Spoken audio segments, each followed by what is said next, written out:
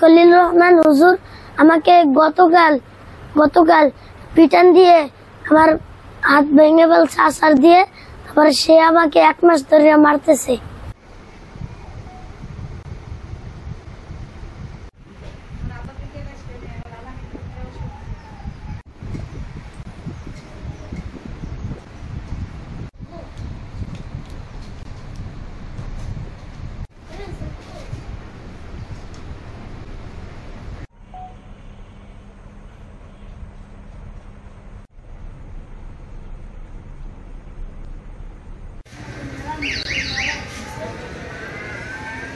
আমি আব্দুল্লাহ আল হাফিজ, এই তারাশি পাবনাপাড় মদিনাতুল উলুম মাদ্রাসার প্রতিষ্ঠাতা ও মুহতামিম।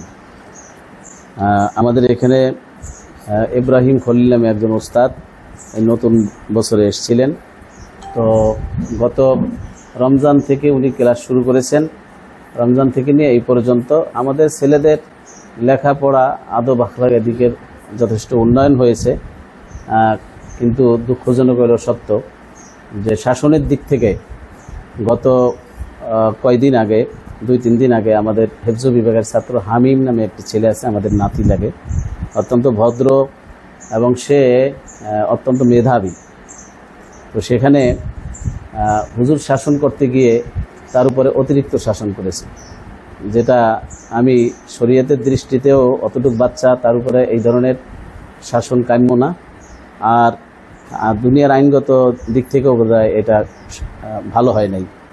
যার কারণে এরকম ছেলেদের মাদ্রাসার উন্নয়ন চাই, ছেলেদেরও উন্নয়ন চাই, কিন্তু একটা ছেলের উপরে এই ধরনের জুলুম, এটা আমি গিয়ে হামিমকে দেখেছি, মুরব্বীরা আমরা সহ মাদ্রাসার পক্ষ থেকে গেছি, মাদ্রাসার সাথী যারা ছেলেরা ছিল তারাও সেখানে গেছে দেখতে, আমরা দেখে আসছি। তো আমরা বলে আসছি যে আগামীকালকে মাদ্রাসার যারা আছে আমরা বসে আমরা মাদ্রাসা কর্তৃপক্ষ ওনার ব্যাপারে একটা সিদ্ধান্ত নেব, যাতে করে আগামী দিন আমাদের এই বাচ্চারা যেন এরকম নির্যাতনের শিকার না হয়।